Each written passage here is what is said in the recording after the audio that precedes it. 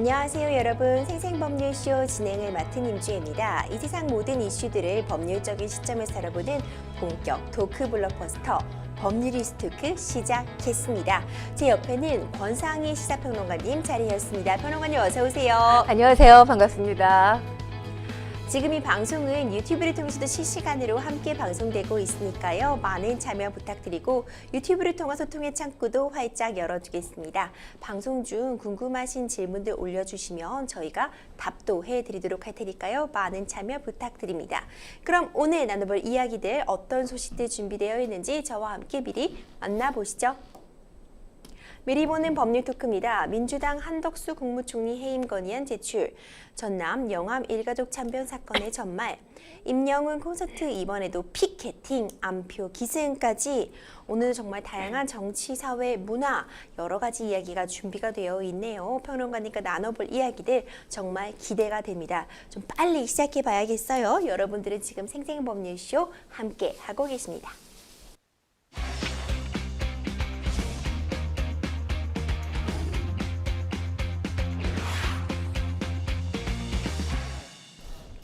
법률 이슈토크 첫 번째 주제부터 바로 시작해 보겠습니다. 첫 번째 이슈는 민주당 한덕수 국무총리 해임 건의안 제출 건입니다. 더불어민주당이 어제 한덕수 국무총리에 대한 해임 건의안을 제출했습니다. 이유가 총체적 혼란에 빠진 국정입니다. 네, 그렇습니다. 이재명 대표 이 단식 취지를 살리기 위해서라도 이것을 관철하기 위해서 노력하겠다 이렇게 의지를 불사르는 발언들이 이제 당 내에서 나오기도 했는데요. 사실 이재명 대표가 단식을 시작하면서 요구했던 게 내각 총사퇴이지 않았습니까? 네, 맞습니다. 근데 사실 현실적으로 내각 총사퇴 불가능하다는 건 뭐 이재명 대표뿐만 아니라 민주당 의원들도 잘 알 겁니다. 그렇기 때문에 내각 총사퇴 대신에 왜냐하면 지금 민주당이 이재명 대표 단식을 막을 만한 이 출구 전략을 제대로 세우질 못했어요. 그런 상황에서 다들 아시겠지만 어제 이재명 대표가 병원으로 이송되는 상황에 이르지 않았습니까? 그렇기 때문에 이 내각 총사퇴 이 뜻이 전면적으로 이뤄질 가능성은 뭐 제로에 가깝다라고 하지만 상징적으로 내각 총사퇴 대신에 카드로 꺼내든 것이 바로 한덕수 이 국무총리 해임 건의안이 아닌가라는 생각을 합니다. 뭐 어제 일정이 상당히 긴박하게 국회 일정 돌아갔습니다. 일단은 이 대표가 응급실로 실려갔던 게 오전 7시가 조금 넘었던 시간이었고요. 그로부터 2시간 후에 검찰의 구속영장이 청구됐습니다. 뭐 의원들이 병원에 가서 막 상황을 파악하고 있던 와중에 검찰이 구속영장을 청구한 겁니다. 그러니까 당내에서는 어떻게 이렇게 의식불명에 처해진 대표에게 병원에 실려가는 상황에 이 검찰이 구속영장을 청구할 수 있느냐라면서 격앙된 분위기를 이어갔는데요. 이게 이제 저는 뭐 총리 해임 건의안으로 이렇게 맞불 작전의 성격이 있다라고 보여집니다. 그리고 총리 해임 건의안뿐만 아니라 어제 용산 이 대통령실 앞에 당 의원들이 몰려가서 규탄 시위를 하기도 했습니다. 그렇군요. 앞서 민주당은요 주말 국회에서 긴급 의원총회 열고요. 윤석열 정권의 폭정과 검찰 독재에 맞서 총력 투쟁을 하겠다면서 결의문 발표하기도 했는데 평론가님 주요 내용은 또 어떤 게 담겨 있었던 거예요? 네, 말씀드리면 윤석열 정권의 전면적 국정 쇄신과 내각 총사퇴 그리고 한덕수 국무총리 해임 건의안 즉시 제출 또 해병대 최상병 수사 무마 의혹 특검법 관철을 위한 절차 즉각 도입, 부당한 정치 수사, 야당 탄압 등에 대해서 맞서 싸울 것, 불법을 저지른 검사 탄핵 절차 추진, 시민사회를 포함한 모든 세력과 국민 항쟁 이렇게 이런 내용들이 결의문에 포함됐습니다. 그렇군요. 이 국무총리 해임 건의안 가결까지 간다면 그건 사실 헌정사상 전례가 없는 일이라고 할 수 있는데 평론가님 우선 국무총리 해임 건의안이 어떤 의미를 갖는 건지부터 좀 짚어보는 게 좋을 것 같아요. 현행 헌법은 국회가 이제 해임 건의를 할 수 있는 사유를 명확하게 규정하고 있지는 않고 있습니다. 하지만 국무총리가 직무를 집행함에 있어서 뭐 법률을 위반했다거나 헌법을 위반한 사실이 드러났을 때 또는 정책의 수립이나 그러니까 집행에 있어서 중대한 과실을 범했을 때 그리고 기타 대통령을 잘못 보좌하는 등의 잘못을 저지른 사실이 있을 경우에 국회가 그 책임을 물어서 해임을 건의할 수가 있습니다. 국회에서 국무총리 해임 건의안이 성립되려면 재적 의원 3분의 1 이상의 발의가 필요합니다. 그리고 해임 건의안이 처리되려면 우선 본회의의 보고부터 이루어져야 됩니다. 본회의에 보고된 해임 건의안, 이게 절차가 있는데요. 이 네. 보고된 때로부터 24시간 이후 72시간 이내에 표결에 붙여져야 됩니다. 네. 그러니까 무기명 투표로 이루어지는데요. 이 시간 안에 표결이 진행되지 않으면 네. 폐기된 것으로 봅니다. 해임 건의안이 통과가 되려면 재적 의원의 과반수가 찬성을 해야 해임 건의안이 통과될 수 있습니다. 그런데 중요한 건 이렇게 이 국회 국무총리 해임 건의안, 행정부의 독재를 견제하기 위한 장치로 헌법에 규정돼 있기는 합니다. 법에 규정돼 있기는 하지만 이 법적 구속력을 갖지 않습니다. 그러니까 어찌 보면 이건 정치적 의미 이상의 어떤 의미를 가질 수 있다고 보기는 어렵다는 거죠. 그렇군요. 이 총리 해임 건의안 결의가 알려지면서 대통령실에서 곧바로 입장을 내놨어요. 네, 그렇습니다. 이 모두 힘을 모아서 분발해도 모자랄 판에 민주당이 이렇게 이 막장 정치 투쟁을 일삼으면 그 피해자는 대통령에게 돌아가는 게 아니라 오롯이 국민에게 돌아간다. 이런 목소리를 냈습니다. 사실 어제 이 상임위가 전면 보이콧되지 않았습니까? 민주당에서 전면 보이콧을 선언했어요. 그러면서 이 야당인 정의당조차 유감 표명을 하게 이르렀습니다. 뭐 아무래도 이 민생 책임을 지지 않는다. 뭐 대통령실 발언뿐만 아니라 지금 여당에서도 이런 비판의 목소리가 나왔기 때문에 이를 민주당에서 의식을 한 것 같습니다. 민주당에서 이 상임위 보이콧하겠다는 건 하루 만에 철회한 상황입니다. 이 국민의힘 측에서는요, 한덕수 총리 해임 건의안 제출을 두고 이재명 대표 단식 출구 전략이다라고 하면서 강도 높은 비판 내놨습니다. 네, 그렇습니다. 국민의힘의 윤재욱 원내대표가 이 강한 비판의 메시지를 계속해서 내놓고 있는데요. 정부와 검찰에 대한 이 총력투쟁 선언이라고 하면서 정기국회를 정쟁의 소용돌이로 몰아넣겠다, 이 작심한 내용이라고밖에 볼 수 없다라고 했습니다. 그러면서 지금 국회 앞으로 이 예산안을 비롯해서 산적한 민생 현안들 참 많죠. 이 지금 국민이 걱정스러운 눈으로 보고 있다라고 하면서 우려를 표명하기도 했습니다.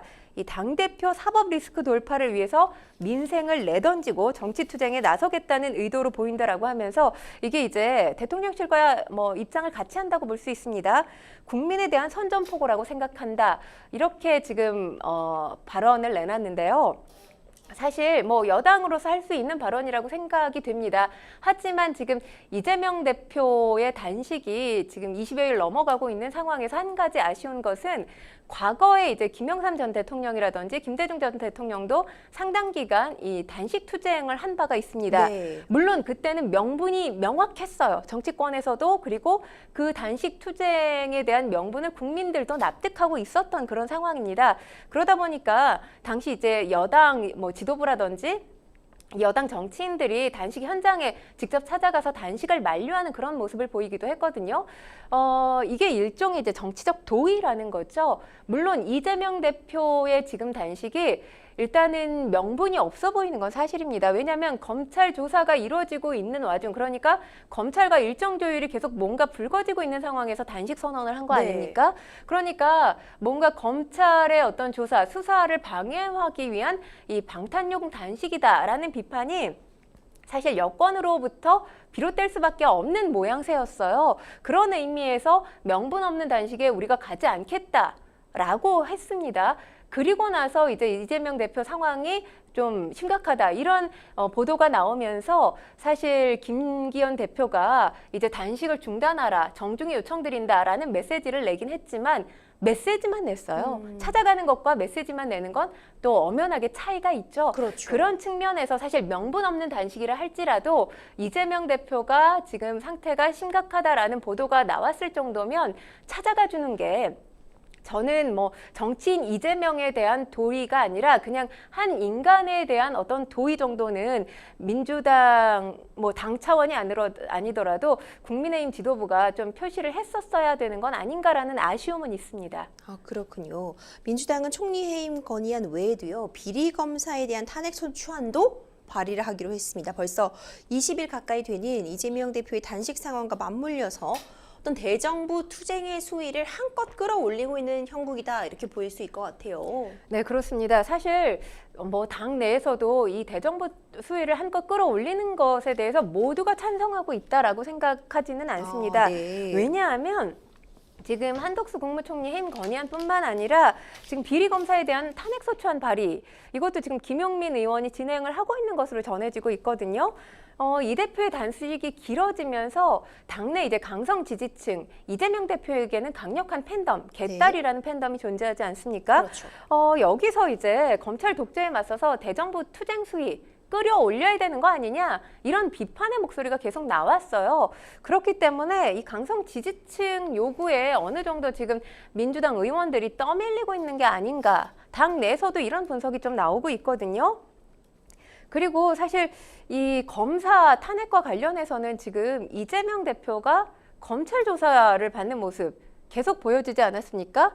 그러니까 달리 말하면 이게 자칫 이 민주당 일각에서는 야당 심판론 키우는 거 아니냐, 이런 또 우려가 가능하다고 보여집니다. 그리고 검사 탄핵을 한다는 것 자체가 이재명 대표가 검찰 수사를 받고 있는 와중에 나온 거예요, 타이밍상. 그러면 이게 보복으로 여겨질 수 있지 않겠습니까? 이런 부분도 당내에서 사실 우려하는 부분이 있고요.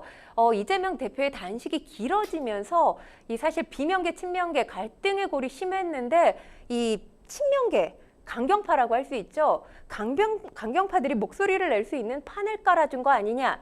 이런 또 비명계 의원들의 목소리가 있는 것도 사실입니다. 민주당 내부에서 당내에서는 이제 해임 건의, 뭐 탄핵 소추 남발이 어떻게 보면 자승자박이 될 수도 있다는 우려가 내부에서 좀 나오고 있는 것 같아요. 평론가님 좀 어떻게 보고 계신가요? 일단 남발이라고 표현할 수밖에 없는 것.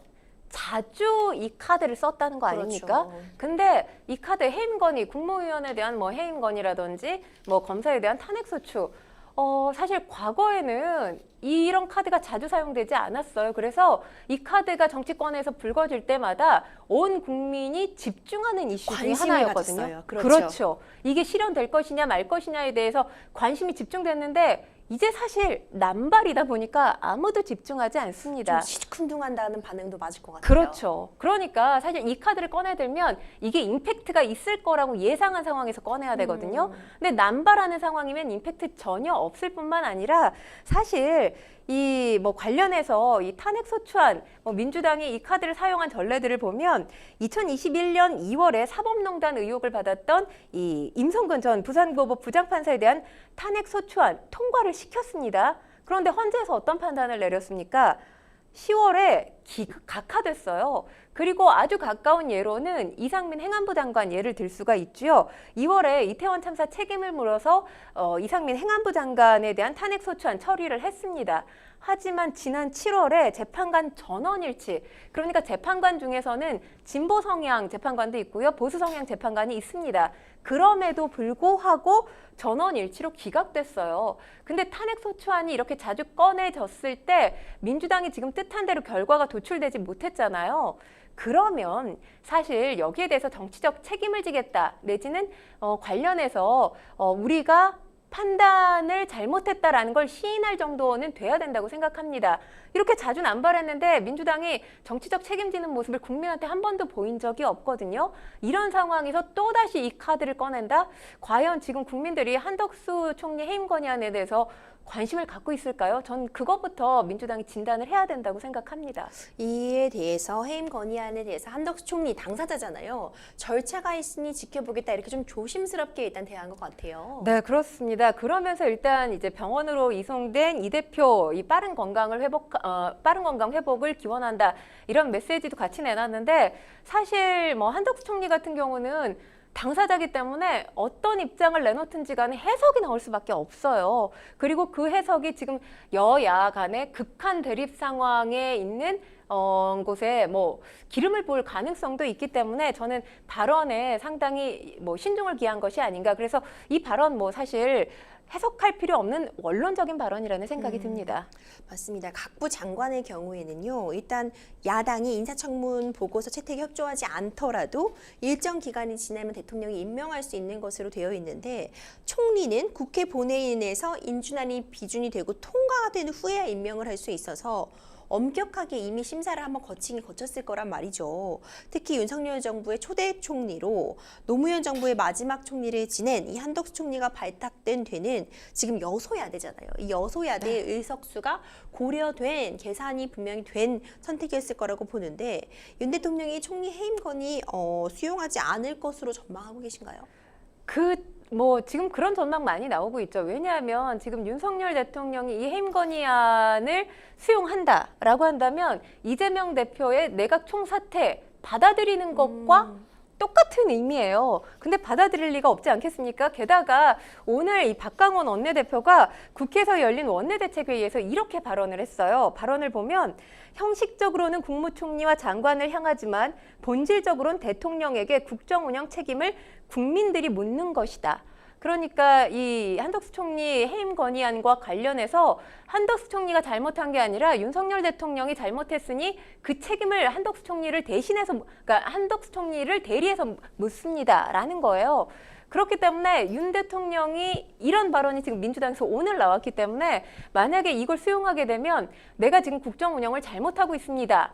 이걸 뭔가 인정하는 꼴이 될 수밖에 없거든요. 그렇기 때문에 더더군다나 이 해임 건의 수용할 수 없을 것 같고요. 그리고 또 한 가지 이유가 있습니다. 일단 변호사님께서 설명을 해주셨지만 일단 이게 대통령이 마음대로 임명할 수가 없어요. 국무총리라는 자리가. 그런데 한덕수 총리를 해임시킨다면 그 자리에 누군가를 또 발탁해야 되지 않겠습니까? 근데 지금 여야가 이런 대립 상황에 처해 있는데 능력 있는 누군가를 발탁한다 한들 야당에서 동의를 해줄까요? 그 부분에 대한 대통령의 부담감도 상당히 존재할 수 있기 때문에 지금 한덕수 총리 해임 건의안 대통령이 인정할 리가 없습니다. 그렇죠. 또 며칠 전 국회 대정부 질문 과정 보면요. 한덕수 총리가 요즘 이렇게 말씀하시더라고요. 한덕수 총리 전투력만 키웠다. 네. 점점 원래는 좀 물러섬도 있고 좀 쭈뼛쭈뼛하는 모습도 보였던 것이 현실이라면 요즘 한덕수 총리 전투력만 키우고 주가만 올라간다 이런 얘기 나오고 있더라고요. 일단 기존과 상당히 다른 모습이죠. 한덕수 총리 말씀을 하셨지만 상당히 점잖게 발언을 했어요. 그런데 지금 최근에 나온 보도된 모습들을 보면 전혀 그렇지가 않습니다. 물론 이건 사실 윤석열 대통령이 국무위원들에게 이제 어떤 전투력을 향상시켜야 될 만한 발언을 계속 했어요. 싸워라라는 취지의 발언을 하지 않았습니까? 이건 또 어찌 보면 지금 여당 정치인들에 대한 저는 하나의 충고의 메시지라는 경고의 메시지라는 생각도 드는데 여당에서 사실 전투력을 가지고 야당을 대하는 정치인 모습을 찾기가 어려워요. 그렇기 때문에 사실 이 어떤 질의에 이 해명을 해야 되는 국무위원들에게 싸워라 이런 주문을 한 것이 아닌가 싶은데 그러면서 한덕수 총리 모습이 상당히 많이 바뀌었어요. 기존과 180도 모습이 달라지긴 했습니다. 하지만 사실 이번에 해임 건의안을 두고 더 전투력이 상승된다거나 더 주가가 오르기는 어려운 것이 사실 지금 이재명 대표의 단식이 모든 이슈들, 민생 현안 포함해서 모든 이슈들을 다 집어삼키는 블랙홀이 되고 있거든요. 그래서 지금 이재명 대표의 체포동의안 그리고 한덕수 총리의 해임 건의안 같이 어제 언론에 보도가 됐지만 지금은 국민들이 관심을 갖는 것, 정치권에서 관심을 갖는 건 한덕수 총리 관련된 건이 아니라 이재명 대표 관련된 건입니다. 그렇기 때문에 이를 통해서 주가가 올라갈 가능성은 별로 없어 보이지 않나 싶습니다. 그렇군요. 사실 또 더불어민주당 박광원 원내대표는 어제 교섭단체 기조연설에서요. 윤석열 대통령을 향해 성공한 대통령으로 남고 싶다면 지금의 국정, 기조, 인사, 시스템 모두 모두 폐기하라 이렇게 촉구를 했습니다. 굉장히 강도 센 또 비판이 오고 갔군요. 네, 그렇습니다. 그러니까 사실 지금 감정 대 감정으로 치닫고 있는 것 같아서 그게 상당히 우려스럽습니다. 왜냐하면 아까도 제가 말씀을 드렸지만 이제 체포동의안 요구가 눈앞에 왔다라고 볼 수 있는 거죠. 그런 상황에서 한덕수 총리 관련해서 해임 건의안이 나온 것이고 그리고 지금 대통령에 대한 비판의 강도도 계속 높아지고 있는 거기 때문에 이렇게 한치도 이 여야 정부 이 물러섬 없는 싸움이 계속되지 않을까 조금 우려가 되는데요. 지금 박 원내대표가 이 교섭단체 대표 연설에서 지금 바뀌지 않으면 이번 임기 5년은 직선제 이후 최악의 민주주의로 기록될 거다. 이런 비판을 했습니다. 그러면서 대통령은 이미 법치, 상식, 보편적 가치의 위험선 등 이 선을 넘어도 한참 넘었다라고 비판의 메시지를 냈습니다. 사실 지금 민주당도 아까도 말씀드렸지만 비명계, 친명계 계속 나뉘고 있는 상황이었어요. 그런데 이재명 대표가 단식을 하고 이 단식이 뜻하지 않게 상당히 길어졌어요. 네. 이 정도까지 길어질 거라고는 사실 예상하기 쉽지 않았었죠. 그렇죠. 그런 상황에서 단식이 길어지면서 비명계, 친명계 할 것 없이 뭔가 뭉쳐서 하나의 목소리를 내려고 지금 노력하는 모습이 보이고 있습니다. 그런 상황에서 어떤 정부에 대한, 대통령에 대한 비판 강도를 끌어올리는 건 어찌 보면 뭐 당연한 수순이라는 생각이 드는데, 이렇게 비판 강도를 끌어올리고 투쟁을 계속하겠다, 뭔가 기리의 정치인들이 나서겠다라는 모습을 계속 보일 경우 우리 민생은 어디로 갈지에 대한 고민도 함께 되는데요. 이런 상황에서 사실 지금 경제 상황 좋지 않잖아요. 어렵죠. 다수당, 그러니까 사실 경제 상황이 좋지 않으면 뭐 야당 입장에서는 이 책임은 정부와 여당에 있다라고 하기 마련입니다. 하지만 정부와 여당이 움직이기가 쉽지 않은 상황은 바로 여소야대인 상황이기 때문이거든요. 이럴 경우에 사실 경제가 계속해서 침체 국면을 가게 되면 다수당인 야당도 책임을 져야 하기 때문에 이 비판의 공세를 계속 끌어올리는 게 지금 야당으로서 할 일인가에 대한 고민은 필요하지 않나 싶습니다. 이 21대 마지막 정기국회인데 초입부터 정말 파열음만 들리고 있는 것 같아서 정말 민생은 어디로 가는지 걱정이 되고 있는데요. 이제 이재명 대표에 대한 체포동의안 얘기를 안 할 수가 없을 것 같아요. 이 부분에 대해서 이제 충돌이 아주 절정에 달할 것으로 볼 수밖에 없을 것 같은데요. 네, 그렇습니다. 지금 뭐 한동훈 장관이 이와 관련해서 이재명 대표에 대한 어떤 비판 발언을 어제 내놨어요. 그러니까 이재명 대표가 병원에 실려간 상황에서 내놓은 비판 발언이기 때문에 지금 관련해서 비명계 의원인 조홍천 의원조차도 사실 이 한 방송에 출연해서 굉장히 한동훈 장관 강하게 비판을 했습니다. 지금 원색적인 맹비난이 지금 당 내에서 계속 나오고 있거든요. 사실 한 장관을 통해서 잡스럽다, 세디스트다, 맛이 좀 같다. 뭐 저는 사실 한동훈 장관의 비판 수위가 높아타손 치더라도 야당 정치인이 국무위원에게 할 발언들은 아니라고 생각하거든요. 이 역시 지금 너무 감정에 치우쳐서 격앙된 분위기를 계속 끌고 나가는 게 아닌가 좀 우려스럽습니다. 그렇군요. 사실 병원에 어제가 정말 대단한 많은 사건들이 있었습니다. 일단 구속영장, 그 대북송금 사건을 묶어서 이재명 대표에 대한 구속영장이 청구가 됐고, 구속영장이 청구됐다는 소식이 전해지기 직전에 이재명 대표가 또 건강 악화로 단식을 이제 하던 와중에 건강 악화로 병원에 이송되는 일도 있었잖아요. 네, 그렇습니다. 일단 뭐 병원에 이송되면서 또 불거진 게 어떤 혐의로 이 구속영장이 청구된 거냐라는 거죠. 세 가지 혐의입니다. 첫 번째는 백현동 개발 비리 관련 배임 혐의입니다. 민간 분양이 어려웠던 이 식품연구원 부지를 개발하는 과정에서 성남도시개발공사 참여를 막아서 최소 200억 원의 손해를 끼쳤다고 검찰이 보고 있고요. 두 번째는 쌍방울 대북송금 뇌물 혐의입니다. 이 경기도가 내야 할 북한의 스마트팜 관련 비용 500만 달러죠. 이 대표의 방북 비용 300만 달러, 이렇게 해서 800만 달러를 쌍방울이 대신 냈다는 겁니다. 그러니까 돈은 쌍방울이 지불하고 정치적 이득은 이 대표가 봤다는 게 검찰의 시각이고요. 또 하나는 잘 알려지지 않은 겁니다. 위중교사 혐의인데 2019년 2월에 이 대표가 검사 사칭 사건으로 재판을 받았습니다. 검찰은 이 대표가 김 씨에게 자신에게 유리한 허위 증언을 하도록 시켰다, 이렇게 보고 있는데요.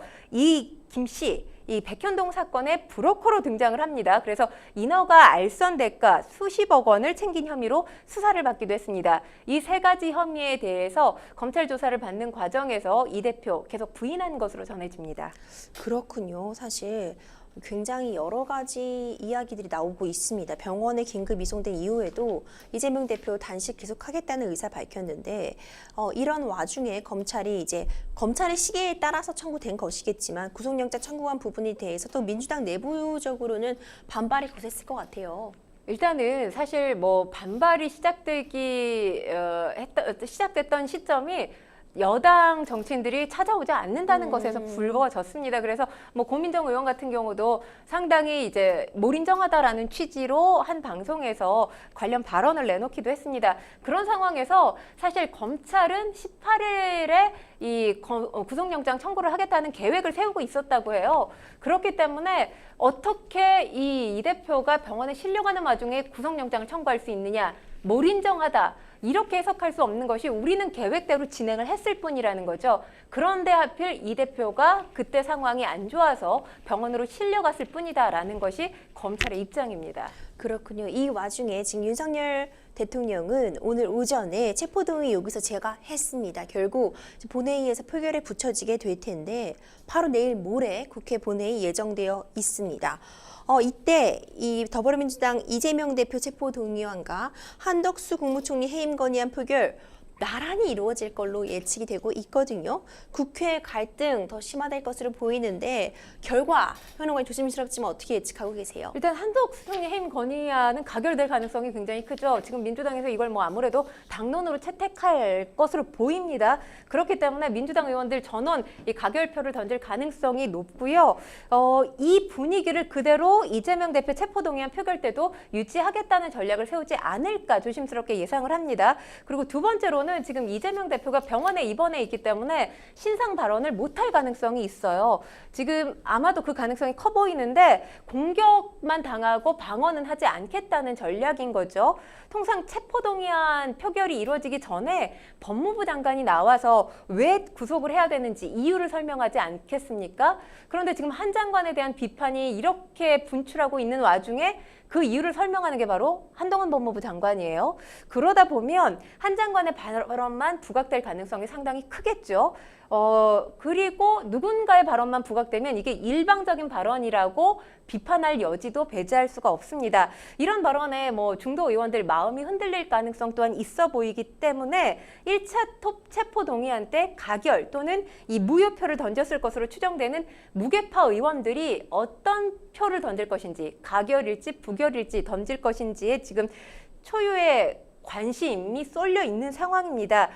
사실 지금 당내 분위기는 이재명 대표가 이렇게 단식을 이어가고 있는데 부결해야 되지 않느냐 이런 기류가 강하다고 해요. 그래서 가능성을 점쳐본다면 부결 가능성이 훨씬 커 보이기는 합니다. 하지만 무기명 투표잖아요. 네. 그렇기 때문에 뭐 이 뚜껑을 열어보기 전까지 예단하기는 어려워 보입니다. 모레 있을 본회의 어떻게 이루어질지 많은 분들의 촉각이 곤두서 있는 만큼 생생법률쇼에서도 함께 지켜보도록 하겠습니다. 여러분들은 지금 생생법률쇼 함께하고 계십니다.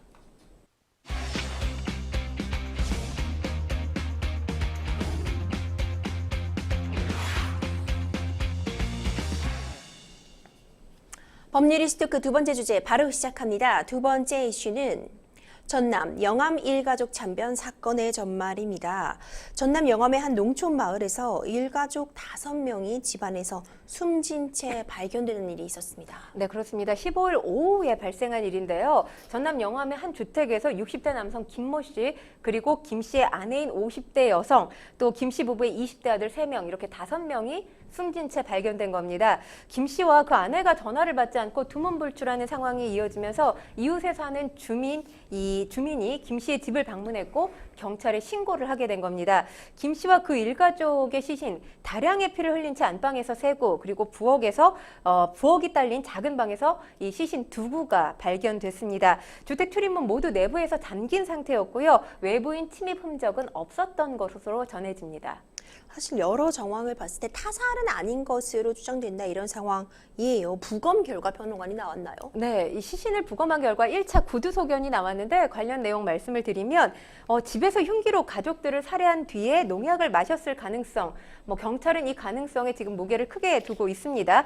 체내 약동물 검사를 감정 의뢰한 건데요. 사건 현장 감식 결과 집안에서 이 혈흔이 묻은 흉기 한 점, 그리고 농약 한 병이 발견됐습니다. 또 A 씨 이 손목을 볼 필요가 있었는데 이 손목 등에 흉기에 찔려서 혈흔이 발견된 점으로 미뤄서 이 A 씨가 아내와 아들을 먼저 살해한 뒤에 음독 전이나 후에 흉기로 자해를 시도했을 정황도 발견됐습니다. 그렇군요. 사실 그 이후로도 계속해서 새로운 사실들이, 놀라운 사실들이 밝혀지고 있는데 이 집의 가장인 이 60대 남성이 성범죄 지금 피의자로 조사를 앞두고 있다고 하더라고요. 네, 그렇습니다. 이 앞서 김 씨는 지난 4일에 다른 마을에 사는 여성의 성범죄를 저지른 혐의로 입건돼서 경찰 조사를 앞두고 있는 상황이었습니다. 그렇지만 이 김 씨 이 혐의를 계속해서 부인했던 것으로 전해지는데 지금 이와 관련해서 지인에게 의미심장한 말을 남겼던 것으로도 전해지고 있습니다. 이 경찰에 따르면 고소된 것을 부인이 알게 되면 절대 안 된다. 만약에 우리 부인이 알게 되면 가족들 다 죽여버리고 나도 죽겠다. 이렇게 말했다고 전했습니다. 그렇군요. 사실 좀 많은 추측을 하게 하는 대목인데 좀 조심스럽긴 합니다. 이런 가족 살해 사건이 불거지면 보통 경제적인 문제가 원인으로 지목되는 경우가 많이 있는데 특히 가족, 자녀까지 살해하고 극단적인 선택을 하는 사건의 경우에는 경제적 어려움에서 비롯된 경우가 좀 많았던 것 같습니다.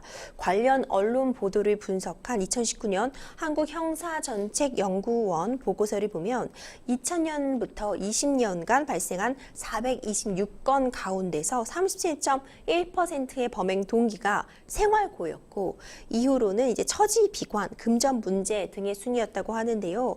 이번 사건의 경우에는 어떻게 보고 계세요? 일단 경제적인 문제는 없었던 것으로 보입니다. 이 3명의 장애인 자녀를 두고 있었지만 경제적으로는 어느 정도 여유가 있었던 것으로 전해집니다. 이 자녀들을 부양하는데 문제가 없었던 것으로 알려지고 있는데요. 직업은 농업인이었습니다. 이들 가족 기초생활보장수급자나 차상위 계층이 아니었던 것으로 알려지고 있는데 이웃에 따르면 이 김 씨 선대로부터 물려받은 고향집에 살았고 또 이제 1200평에서 1500평 정도 되는 땅에 농사도 짓고 닭과 오리도 키웠다고 합니다.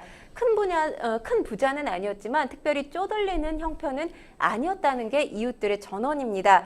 하지만 이 왕래하는 친인척이 거의 없었던 것으로 전해지면서 사실상 고립된 가족이 아니었나 추정되는 상황입니다. 아내가 장애인 아들 3명을 양육하는 데 전담했고요. 그리고 김 씨 같은 경우는 경제적으로 생계를 지탱해 왔습니다. 참 안타깝습니다. 정말 조용했던 농촌 마을에서 정말 안타까운 비극이 발생하게 된 건데요. 주변 이웃들이 가장인 김 씨의 평소 행실에 대해서 좋은 얘기를 또 많이 했다고 해요. 그러니까 이런 일을 벌일 사람이 아니라는 거죠. 이해할 수가 없다라는 반응이 대체적인 마을 주민들의 반응입니다.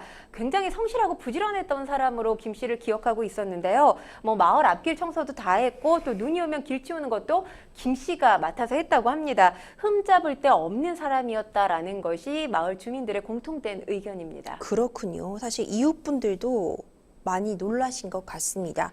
가족 살해 후 극단적인 선택 관련 사건이 정말 자주 들려오는 것 같아서 정말 마음이 안 좋은데 작년에도 담양에서 4억 원의 사기를 당하고 그래서 너무 힘들어서 두 딸을 살해하고 스스로 극단적인 선택을 했던 이 담양 세모녀 사건이 또 떠오르게 합니다. 네, 이 어머니가 중형에 처해졌죠. 이 법원은 살인 혐의로 기소된 40대 A씨에게 징역 12년을 선고했습니다. A씨 지난해 3월 9일 오전에 전남 담양군의 한 도로 위에 차를 주차하고 친자식인 20대 B씨와 10대 C씨를 살해한 혐의로 재판에 넘겨졌습니다. 조사 결과 A씨 지인으로부터 약 4억 원 상당의 사기 피해를 봐서 집안 형편이 어려워지게 되면서 이 자녀들을 키울 수 없다. 이런 비관적인 생각을 하기에 이르렀고요. 이 같은 범행을 저지른 것으로 드러났습니다.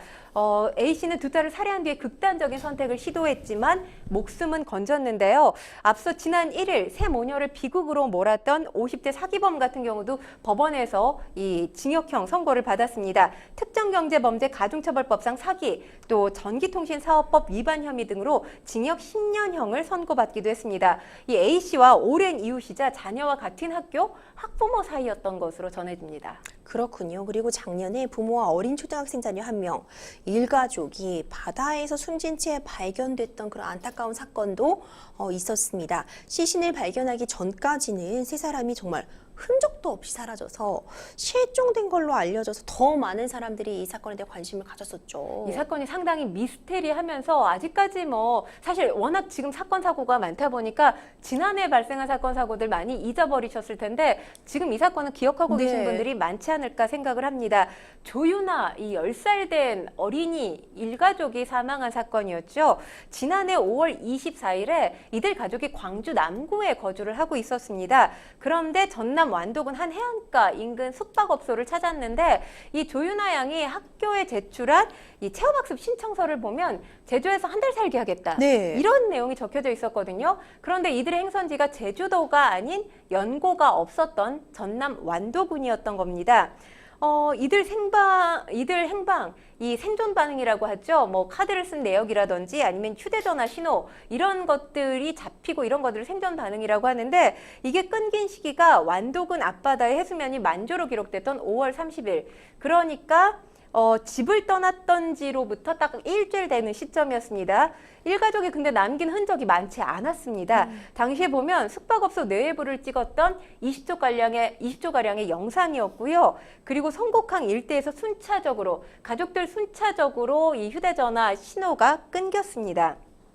근데 이 사건이 알려지게 된 게 조윤아 양이 학교를 다녔잖아요. 네. 초등학교 학교 측에서 신고를 한 겁니다. 네. 그러니까 실종 22일 만이자 6월 22일에 신고가 접수된 건데 학교에서 이쯤 되면 학교를 돌아와야 될 시점 일주일이나 지났는데도 불구하고 등교하지 않고 있다면서 경찰에 신고를 하게 된 겁니다. 그러면서 경찰이 대대적으로 이 수사팀을 꾸려서 행방을 뒤쫓았는데요.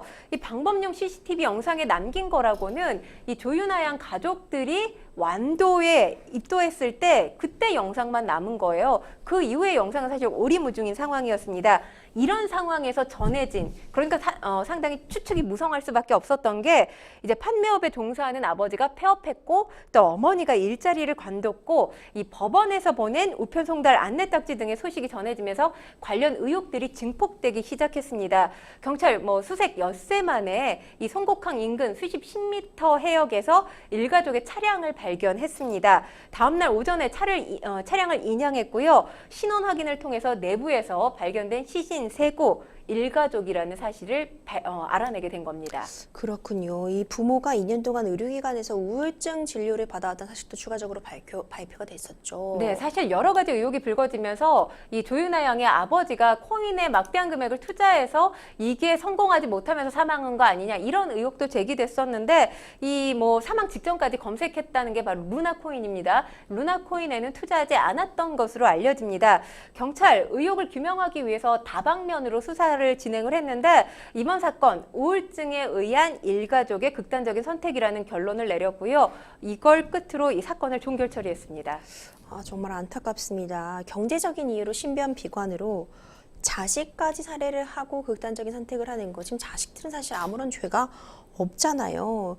내가 스스로 목숨을 끊으면 자식은 누가 책임지나 이런 마음이었다고 해도 절대 누구도 자식의 목숨을 박탈할 권리는 없습니다. 그 부모일지라도 어떻게 보고 계세요? 일단 사실 지금 일가족의 극단적인 선택이라는 표현이 사실 언론 보도를 통해서 많이 나오잖아요. 근데 아이들은 극단적인 선택을 하지 않지 않습니까? 그렇죠. 엄마 또는 아빠에 의해서 극단적인 선택을 강요받아서 사망에 이르는 겁니다. 사실 아빠 내지는 엄마가 살해를 했기 때문에 아이들도 사망할 수밖에 없는 상황에 처해지게 되는 거죠. 그래서 일가족의 극단적 선택이라는 표현도 저는 사실 딱 맞는 그렇죠. 표현은 아니라는 생각이 들고요. 사실 우리나라 같은 경우는 이런 관련된 이 사망 사건 소식을 전해드릴 때마다 함께 나오는 이야기가 부모가 자녀를 하나의 독립된 주체로 인정하지 않는다는 거죠. 그렇죠. 소유물처럼 가족을 여긴 게 아닌가 그렇죠. 싶어요. 소유물처럼 여겨서 내가 없으면 이 자녀들이 앞으로 이 세상을 어떻게 살아가지? 이런 걱정을 했을 거라는 추측 하나가 가능하고요. 또 한 가지로 본다면 사실 우리나라 부모님들의 역할이 서양의 부모님들의 역할에 비해서 과중하지 않나라는 생각을 합니다. 서양의 부모들은 일단 19, 20이 되면 독립을 시키잖아요. 근데 우리나라는 그렇지가 않아요. 그리고 제가 얼마 전에 인터넷 커뮤니티에서 관련 글을 봤는데 내가 죽어야만 자식에 대한 책임감에서 벗어날 수 있겠구나. 한 50대 어머니가 이런 글을 쓴 게 또 기사화된 적이 있습니다. 그렇기 때문에 사실 책임감이 너무 과중하기 때문에 내가 책임지지 못하는 상황에서 우리 자녀와 함께 세상을 뜨는 게 맞는 게 아닌가 이런 판단을 하는 게 아닌가라는 생각이 듭니다. 정말 안타깝습니다. 가족 살해 후 자살 이런 사건 자꾸 반복적으로 전해드리기 정말 안타까운 마음인데 사회적인 노력 이런 참변을 막기 위해 사회적인 노력 필요해 보여요. 그렇습니다. 사실 이런 사건이 계속해서 이어지고 있어요. 죄송하다면서 마지막에 집세 70만 원을 남기고 떠났던 송파 세모녀 사건이 있었죠. 그리고 병원비 때문에 월세가 늦어질 것 같다. 이렇게 죄송하다. 이런 또 메시지를 남겼던 수원 세모녀 사건. 아직 이 사건들이 잊혀지지 않았는데 사실 이 사건에서 한 발짝도 우리 사회가 나가지 못하고 있습니다. 사실 지연된 도움은 도움이 아니라는 말이 있습니다. 어려울 때 국가가 진정한 국가라는 이야기도 있는데요. 국민소득이 높아질수록 지금 그 그늘이 더 짙어지고 있다는 거 상당히 우리 사회가 갖고 있는 아이러니한 현상일 수 없는데요. 이럴 때일수록 사실 정치권의 역할이 더 커지는 법이죠. 그런데 지금 우리 정치권의 현실, 앞서 저희가 진단을 해드렸지만 과연 이렇게 경제적인 어려움 때문에 극단적인 선택을 하는 가족들을 위해서 무엇을 할지에 대한 고민을 하고 있는지 한번 돌아봐야 되지 않나라는 생각이 들고요. 정치인들, 이들의 어떤 비참한 죽음, 돌아볼 정신을 이제라도 여야 막론하고 좀 차렸으면 좋겠습니다. 네, 좀 이제는 이런 일은 더 이상 발생하지 말아야겠죠. 좀 더 힘을 내서 우리가 살아갈 힘을 또 단단하게 키워볼 필요가 있을 것 같습니다. 여러분들은 지금 생생법률쇼 함께하고 계십니다.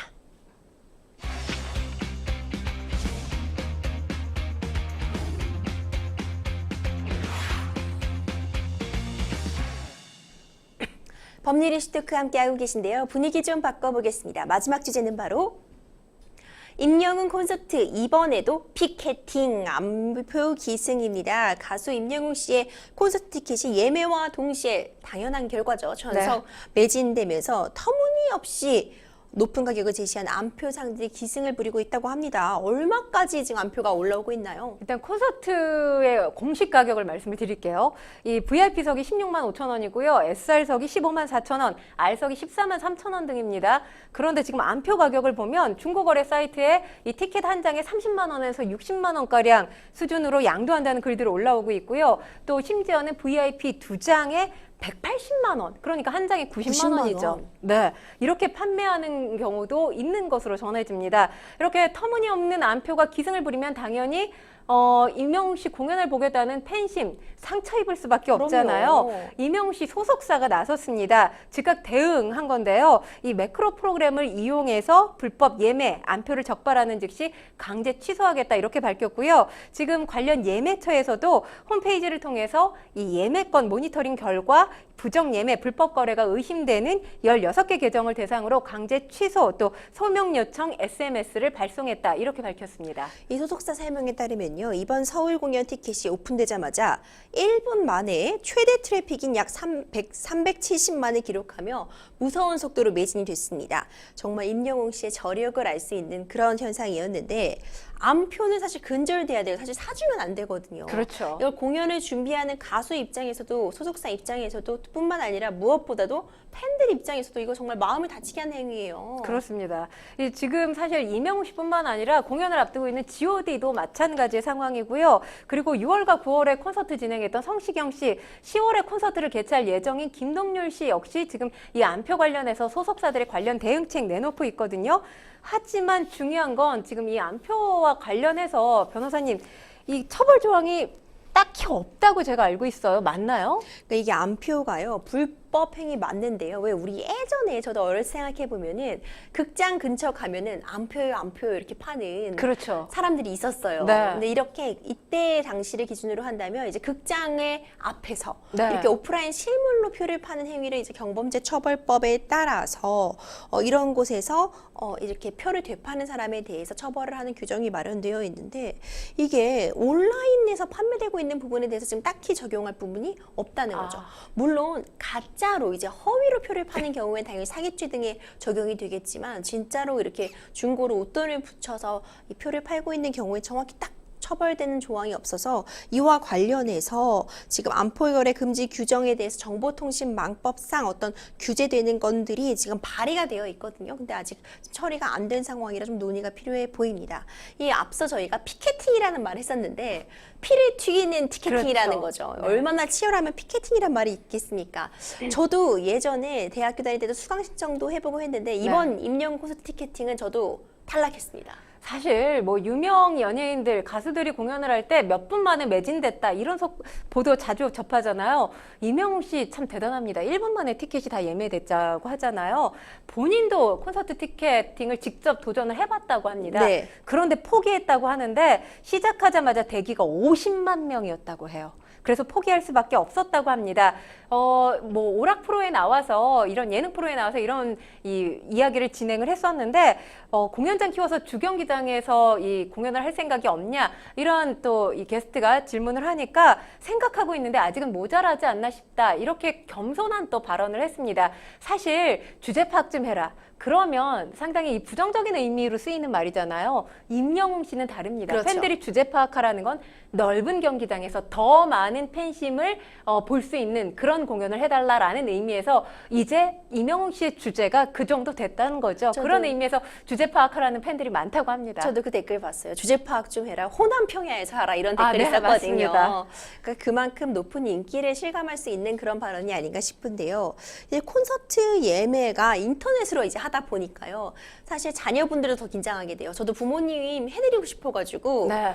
피켓팅 전쟁에 뛰어들었는데 아주 처참하게 패배했거든요. 아, 제가 네. 나름 빠르다고 하는데 그래도 제가 이걸 성공해내지 못했습니다. 그런데 아주 훈훈한 소식 전해졌어요. 콘서트표 예매에 어려움을 겪고 있던 카페에 오셨던 중년 손님을 한 카페 사장님이 티켓팅을 성공해 주셨다고요. 이게 이제 카페 사장님의 SNS 또 유튜브 관련 영상으로 공개가 되면서 임영웅 씨까지 이 영상에 이제 댓글을 달면서 삽시간에 퍼지게 된 건데요.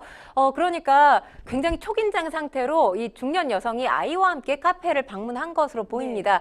그리고 이 카페 주인이 관련해서 이 피켓팅을 도와줘서 성공한 거죠. 그래서 이들의 환호하는 모습이 유튜브 영상에 그대로 담겨 있는데요. 이 영상을 보고 또 임영웅 씨가 남긴 댓글을 보면 저도 눈물 난다. 마음이 따뜻하다. 앞날이 늘 건행하시길 응원한다. 이렇게 기쁨을 함께 나누기도 했습니다. 이 건행하시길 바란다는 말도 되게 유명하잖아요. 건강하고 네, 그렇죠. 행복하시길 바란다. 마음이 참 뭉클한데 임영웅 효과 얘기하려면 아직 한도 끝도 없는 것 같습니다. 최근 그 임영웅 씨 자작곡 모래알갱이가 삽입된 영화 소풍이 부산국제영화제에 초청이 됐는데 예고편만 해도 조회수가 지금 최다라고 해요. 네, 그렇습니다. 15일 오전 9시 기준으로 이번에 부산국제영화제에서 상영되는 작품이 무려 177개 작품, 177작품이거든요. 그런데 지금 임영웅 씨의 자작곡이 삽입된 소풍이라는 영화, 이 예고편 누적 조회수가 15일 기준입니다. 18만 회를 기록하고 있는데 사실 영화제에서 가장 이슈가 되는 작품이 개막작이거든요. 개막작이 8천여 회였어요. 15일 기준으로. 이것과 비교하면 뭐 엄청나게 사람들의 관심을 끌고 있다 이렇게 볼 수 있습니다. 이 모래알갱이라는 곡, 힘겨운 사람들을 따스하게 감싸는 위로해주는 곡이라고 해요. 뭐 관건은 과연 이런 관심이 이 티켓 예매로 이어질지 이것이 관건입니다. 그렇습니다. 정말 노래도 잘 부르고 노래도 잘 만들고 특히 지난 봄에 K리그 경기에서 시축을 하는데 그날 아주 전석이 매진됐잖아요. 네, 그렇습니다. 지난 4월 8일이었는데 이때 들었던 관객이 무려 45,007명. 상암동 월드컵 축구장 경기장에서 펼쳐졌던 경기였습니다. FC 서울, 대구 FC 경기였는데 이게 빅 이벤트 경기는 아니었어요. 그리고 이날 이 임영웅 씨 시축과 또 이 공연이 이어졌는데 하프타임에 공연이 이어졌거든요. 근데 이 모든 게 임영웅 씨가 자발적으로 하고 싶다라고 했다고 합니다. 뭐 거의 콘서트장을 방불케 하는 열기로 뜨거웠었는데 임영웅 씨 더욱더 칭찬을 받는 게 사실 임영웅 씨의 몸값이 천정부지로 높지 않습니까? 그런데 이 관련한 행사에서 임영웅 씨 출연료 받지 않겠다 이렇게 고사했다고 합니다. 아, 그렇군요. 정말 칭찬할 거리 투성인 것 같은데요. 이렇게 많은 분들이 임영웅 씨 공연 보고 싶어 하는데 특히 TV에서 만나기 좀 어렵기도 하다 보니까 콘서트 얼마나 가고 싶으시겠어요. 이런 팬들의 마음을 울리는 이런 안표도 문제고 매크로라는 시스템 통해서 불법적으로 시스템 사용한 예약도 문제가 될 것 같아요. 최근에 매크로 프로그램을 사용해서 다량의 티켓을 구매한 이력이 드러난 30대에게 벌금형이 선고된 일도 있었죠. 네, 벌금 500만 원을 법원이 선고를 했습니다. 이 씨 서울 마포구의 한 PC방에서 매크로를 돌려서 한 번에 최대 수십 장을 예매하는 수법으로 지난해 1월부터 7월까지 무려 1,215장 구매한 혐의로 재판에 넘겨졌습니다. 이 매크로 컴퓨터에서 할 수 있는 단순 작업을 입력하면 버튼 하나만 눌러도 알아서 진행되는 프로그램입니다. 이 씨가 이 법원에서 밝히기를 안표를 팔 목적 없이 구매를 했고 이 최종적으로 구매한 건 530장에 불과하다 이렇게 주장을 했지만 재판부는 이 씨가 이 예매 사이트 방침을 어기고 업체 업무를 방해했다 이렇게 판단을 해서 벌금형을 선고한 겁니다. 이 매크로 프로그램 사용한 이런 불법적인 방식에 대해서는 좀 더 엄정한 대응이 있어야 되지 않을까 싶습니다. 공연 티켓도 그렇고 뭐 기차표도 그렇고 이런 불법적인 방식 근절돼야 되겠죠. 생생법 뉴스 어느새 마칠 시간입니다. 오늘도 함께해 주신 권상희 평론가님 고생 많으셨습니다. 감사합니다. 고맙습니다. 방송 끝나도 상담 접수는 계속됩니다. 도움이 필요하신 분들은 주저하지 마시고 생생법률쇼 문을 두드려 주세요. 오늘 저희가 준비한 내용 여기까지입니다. 시청해주신 여러분 고맙습니다.